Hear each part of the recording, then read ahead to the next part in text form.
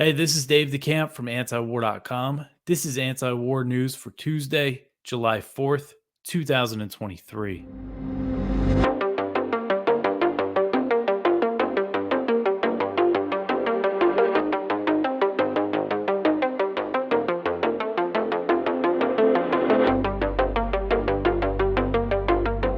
All right, the first story at the top of antiwar.com today. The CIA says that the Ukraine war is a great opportunity to recruit spies. So, CIA Director William Burns said in a speech on Saturday that the war in Ukraine provides his spy agency a once in a generation opportunity to recruit Russians. So, Burns said this at a speech in the UK that was hosted at an event hosted by the Ditchley Foundation. And he said, quote, disaffection with the war will continue to gnaw away at the Russian leadership beneath the steady diet of state propaganda and practiced repression. That disaffection creates a once in a generation opportunity for us at the CIA, at our core, a human intelligence service. We're not letting it go to waste. We recently used social media, our first video post to Telegram, to let brave Russians know how to contact us safely on the dark web. We had 2.5 million views in the first week, and we're very much open for business, end quote. So the CIA, back in May, they published a video on both Telegram and YouTube, and I think some other social media sites, asking Russians to contact the spy agency with links to Tor, which is a web browser that encrypts user activity. So the idea is for these Russians to use Tor to access a CIA site on the dark web that the agency uses to gather information from people all over the world. The CIA has been posting similar instructions on social media throughout the war. So here you have, the CIA openly trying to recruit Russian spies, putting out these videos in Russian saying, hey, contact us, kind of bragging about it as Burns is doing here. I mean, could you imagine any scenario where Russia, is doing something similar? Say, they're talking about disaffection over U.S. wars in the Middle East, saying that those wars were a great opportunity to recruit American spies. I mean, it's just completely ridiculous, very provocative. And this came out. So this speech was on Saturday. On that same day, there were reports that said Burns recently traveled to Kiev to meet with Zelensky. He's gone over there quite a bit since Russia invaded. And it's not clear exactly what they talked about. A U.S. official said that the trip took place before a Wagner chief, Yevgeny Prigozhin's short-lived uprising, so they did not discuss that. Zelensky confirmed that he met with Burns in an interview with CNN recorded on Sunday, but he said that his dealings with the American spy chief should be kept secret. Zelensky was not happy that these reports surfaced. He said, quote, my communication with the CIA chief should always be behind the scenes. We discuss important things, what Ukraine needs and how Ukraine is prepared, end quote. Yeah, I mean, again, just openly, talking about trying to get assets inside Russia. And, Burns is the guy, he used to be an ambassador to Russia. He was he's just, his job usually, before running the CIA was as a diplomat. And he's the one who sent that cable in 2008 to Condoleezza Rice that warned, Ukrainian entry into NATO is a major red line for Russia. But the Bush administration went ahead and gave, and NATO gave the promise to Ukraine at the 2008 Bucharest summit that it will eventually join the alliance. But now Burns, as the head of the CIA, saying things like this, just, nothing a diplomat would think is wise to say. All right, the next one here. Zelensky says that the war will not end until Ukraine takes Crimea. So Zelensky has reaffirmed his position that the war in Ukraine will not end until Ukrainian forces take Crimea, which Russia has controlled since 2014. Zelensky told CNN, quote, we cannot imagine Ukraine without Crimea, and while Crimea is under the Russian occupation, it means only one thing, the war is not over yet, end quote. And he was asked if there was any scenario where there could be peace in Ukraine, without Kiev controlling Crimea. And he responded that it would not be victory without control of Crimea. So this means, he's reaffirming this position. This is something Ukrainian officials have said quite a bit, but it does go to show that, there's no end to this war in sight, as Ukraine's demands are a complete Russian withdrawal from all the territory that they control, including Crimea, before peace talks can even happen. Russia annexed Crimea following the 2014 US-backed coup in Kiev that ousted Viktor Yanukovych. So a referendum at the time saw 97% of voters in Crimea favoring joining the Russian Federation. Of course, the US and Ukraine dispute those results, but polling since then has shown that the people of Crimea are, the majority are overwhelmingly happy that they joined Russia. They want to be part of Russia. NBC News recently had a reporter there that, found the same thing, just talking to people that live there. So you have these Ukrainian officials say they want to liberate Crimea, but it's full of people that do not want, they're liberating. So while Zelensky and other Ukrainian officials have maintained taking Crimea as one of their war goals, the Pentagon has previously said that the prospect is unlikely. And to put the peninsula under threat of invasion, Ukrainian forces would need to regain a significant amount of territory to the north, and their counteroffensive is off to a slow start. So it'd be a long way before they could really threaten the peninsula. And Crimea is also a major red line for Putin. Blinken has acknowledged this, but it doesn't matter because, it doesn't matter if there's a risk of nuclear escalation if Russia loses control or if its control of Crimea is threatened. The U.S. still says that they support Ukrainian attacks on Crimea. Victoria Nuland has said that. And, they say that they don't want Ukraine using U.S. weapons to attack Russian territory, but that does not apply to Crimea because the U.S. does not recognize Crimea as Russian. All right, the next one here, Poland wants to host U.S. nuclear weapons. So Polish Prime Minister Mateusz Morawiecki has called for U.S. nuclear weapons to be deployed to Poland in response to Russia sending tactical nukes to Belarus.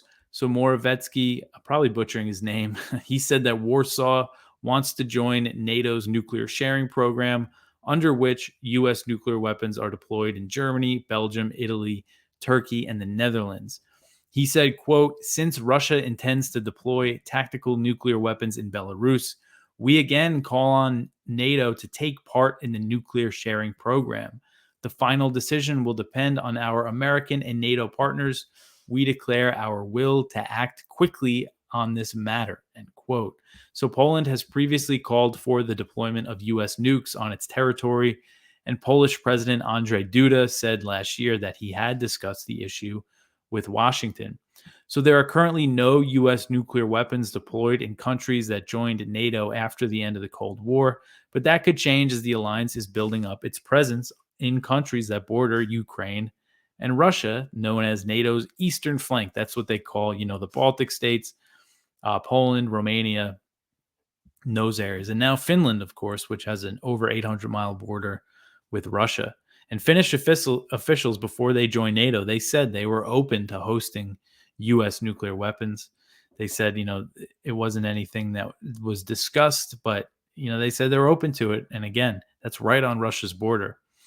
So far, Biden administration officials have maintained that the administration has seen no reason to adjust the U.S. nuclear posture in the wake of Putin's decision to send nukes to Belarus. That's been the line from the administration, from Blinken, from other officials. And when Putin first announced he was sending nukes to Belarus, he said it was, he compared it to NATO's nuclear sharing. So there is a lot of U.S. nukes in Belarus. Sorry, not in Belarus. There's a lot of U.S. nukes in these European countries. Estimates say there's about 100 of these B-61 nuclear gravity bombs. And the arrangements aren't exactly clear when it comes to NATO nuclear sharing. Germany maintains a fleet of planes that can drop the bombs, because they say just because they're stationed in these countries, the U.S. still has control of them. But then why does Germany have the ability to drop them? So it is pretty provocative that they're still in Europe, after the end of the Cold War.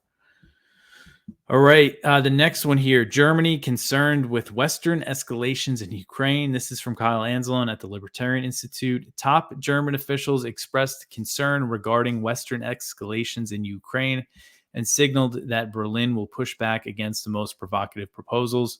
German Chancellor Olaf Scholz said that Berlin was reluctant to send longer range weapons to Ukraine, as the arms may have been used to attack Russian territory, or they may be used to attack Russian territory. And we know the British have provided Ukraine with Storm Shadow air launched cruise missiles, which have a range of more than 155 miles. And there are reports that say the White House is close to deciding to send the ATACMS to Ukraine, which have a range of up to 190 miles. Of course, the Russians are warning against all of this. So Schultz says that. But again, he previously said he wouldn't send tanks, they wouldn't send planes, but Germany signed off on Poland sending some MiG fighter jets that originally came from Germany. And of course, the German Leopard tanks are in Ukraine.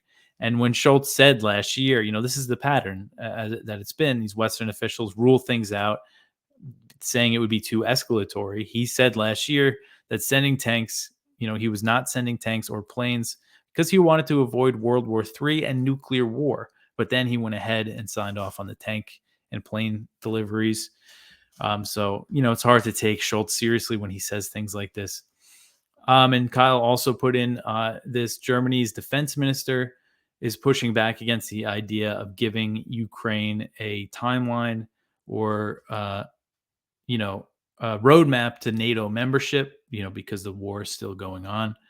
And it seems like, most alliance members are now saying that. And I doubt that we're going to see a promise like that at the Vilnius summit that's going to start on July 11th. We're definitely going to see some new support for Ukraine, but I don't think any kind of, concrete date or anything like that when they can join NATO. All right. The next one here, the U.S. backs Israel's attack on the West Bank city of Jenin. So the White House has expressed support for a major Israeli offensive that was launched against the occupied West Bank city of Jenin early Monday. So a spokesperson for the White House National Security Council said, quote, "We support Israel's security and right to defend its people against Hamas, Palestinian Islamic Jihad, and other terrorist groups," end quote. And this is a huge raid that's going on. So this was launched late Sunday or early Monday. And according to reports, 1,000 Israeli troops were involved. This is an invasion of this city in the West Bank. They had 150 armored vehicles and a lot of air power. The Israeli military said Monday that it launched around 20 drone strikes across Jenin and vowed that the operation would continue and said that it would not just last one day. So this is ongoing as I'm covering this. And amid this raid, Israeli Prime Minister Benjamin Netanyahu touted U.S. support for Israel, which includes $3.8 billion in annual military aid. Netanyahu said, quote, "America has provided Israel with moral and political backing against those who would wipe us out, the only Jewish state. Security cooperation has never been better. Intelligence sharing has never been deeper," end quote. So pretty strong comments there from Netanyahu about U.S. support for Israel as this big attack is happening. And so Palestinian authorities have reported that at least 8 Palestinians have been killed in the offensive, which has been described as the worst attack, the biggest attack on the city since 2002. According to Defense for Children International Palestine, 2 of those killed were children, a 15-year-old and a 17-year-old. The death toll is expected to rise as the city has now been under siege for 24 hours, more than 24 hours at this point. And again, this is ongoing. So lots of drone strikes, and the Netanyahu government has significantly stepped up raids in the West Bank since taking power at the end of December. The government includes extremist settlers, and they vowed to prioritize expanding settlements in the West Bank, and we've seen them take those steps. And their ultimate goal is annexing the territory, and these policies have sparked more armed Palestinian resistance. So Israel launched this offensive to root out these armed resistance groups. And there's been fighting going on. They're fighting back, but the city's mayor says that civilians are also being killed. And, it's not clear out of the 8 killed, how many were civilians or how many were fighters. Nidal Obeidi, who's the mayor of Jenin told Al Jazeera, quote, "Those being targeted now are not just the resistance fighters, but civilians are being killed and wounded as well," end quote. And I saw reports of a theater that civilians were in being attacked, and they're demolishing buildings and roads, and it's just it's a total siege on this occupied the city in the occupied West Bank. And then the next one that we have here. So this is just live updates from Al Jazeera about this Jenin attack that we just want to keep up so people can see what the latest is. So Israel, they're saying it's the largest military operation in the city in 20 years. So it's pretty big. And a ninth Palestinian was shot dead by Israeli forces near Ramallah, so outside of the raid area. And they're saying that 3,000 have fled. 3,000 Palestinians have been forced out of the Jenin refugee camp since Israeli forces began the military operation. So it's displacing a lot of people. So who knows what this is going to lead to? And, there's definitely could be a big escalation. I know the factions in Gaza are warning that they might respond. So this could really blow up. And again, the Netanyahu government started, kind of these big raids again in the West Bank. And this is kind of the culmination of it. So who knows where this is going to lead, but I think we should just expect the U.S., the Biden administration, doesn't matter how many kids or civilians are killed, they're going to support Israel 100%. They might come out and criticize certain things, but they're never going to, withhold military aid or even talk about that. It just doesn't matter. All right, the next one here, Taiwan mine purchase sparks controversy. So Taiwan's purchase of a mine-laying system from the U.S. has sparked protests from opposition politicians as they do not want Taiwan to become an island of landmines. And this is from a report by the South China Morning Post. The Taiwanese Defense Ministry announced last week that it would be purchasing Volcano vehicle-launched scatterable mine systems and related equipment from Northrop Grumman as part of a deal that's worth $141 million. The arms sale was initially approved by the Biden administration in December 2022. According to a government procurement notice, the mines will not be delivered until 2029. So that's something, one thing you keep hearing from the China hawks in Congress is that there's this big backlog in Taiwan arms sales, billions and billions of dollars going back to 2019. But it typically takes a while for these things to be delivered. Especially if, they have to be manufactured and all that.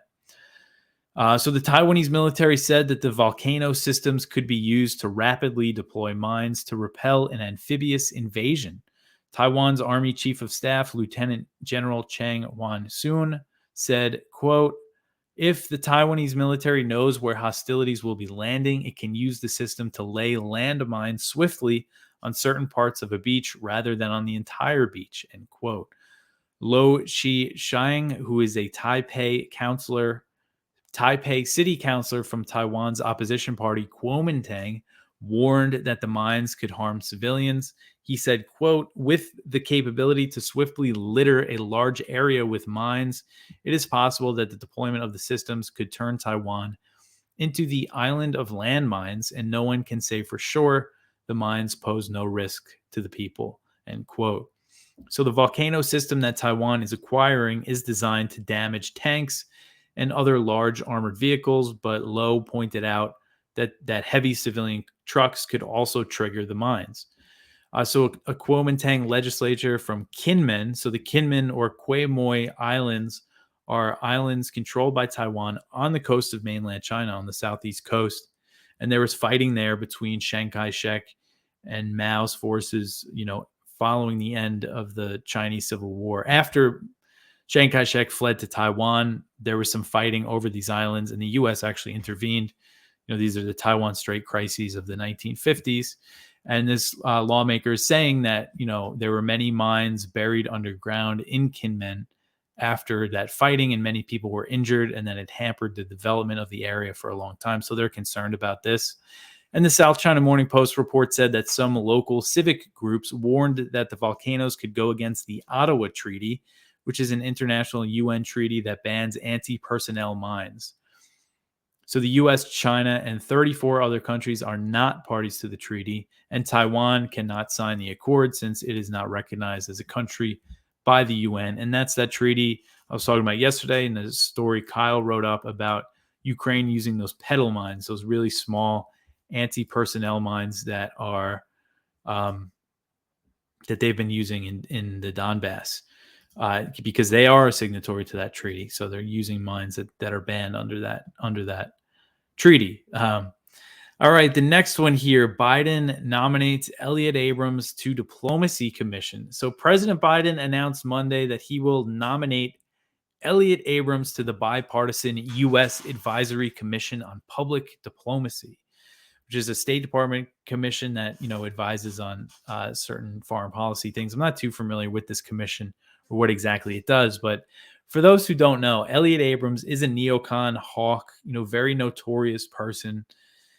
I mean, he's the worst of the worst. He was in the Trump administration. He led the failed Venezuela regime change effort, which involved crushing economic sanctions, that harm civilians, that are still in effect today. Besides, Biden granted a limited license to Chevron to pump some oil in Venezuela. But besides that, all the sanctions are still in place.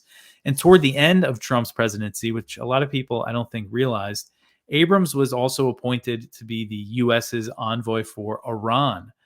And that was about September 2020, I believe, that he was appointed to that. And while he was there, after the election, he oversaw a sanctions policy during the very chaotic transition period from when Biden was elected to when he came into office. The U.S. was increasing sanctions on Iran, about every week. And the idea was to prevent President Biden from re-entering the Iran deal. So there's all these sanctions on Iran, and it would be difficult politically for Biden to rejoin the deal. And his plans seem to have worked. So Abrams is notorious for his role in the Reagan administration, where he covered up atrocities committed by U.S.-backed forces in Latin America. Most notably is the El Mozate massacre in El Salvador. Over 800 civilians were killed by U.S.-trained forces during that massacre. And at the time, Abrams praised the death squad and disputed the death toll.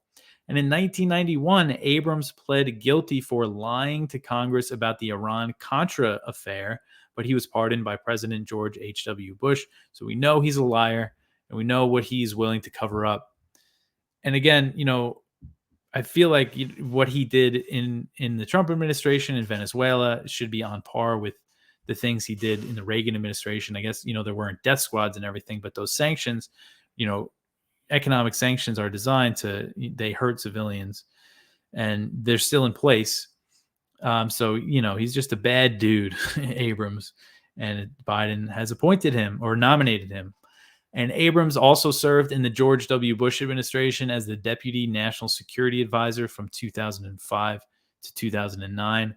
He currently works for the Council on Foreign Relations as the Senior Fellow for Middle Eastern Studies. So, no matter where he is, he ends up with a good job, no matter what he does. The Venezuela policy, even from like a hawkish American perspective, was just such an abysmal failure. Recognizing this guy Juan Guaido as the president, and, even though he just didn't have the support in the country, it was just such a mess. But he got rewarded for that by getting the Iran position as well in the Trump administration. And now it looks like he's going to be part of the Biden administration, unless, who knows, enough Democrats might oppose this to block it. We'll see. But that's it for the news for today. Go check out our viewpoints. We have one from Ted Galen Carpenter. By gambling on deterrence, the U.S. must prepare for failure in the Pacific. We have one from Philip Weiss over at Mondo Weiss. Biden refuses to demand accountability for Israeli army killings. One from Ramsey Baroud, the armed revolt, why Israel cannot crush the resistance in Palestine. One from Jacob Hornberger at the Future Freedom Foundation. We can now see how Russia and China feel.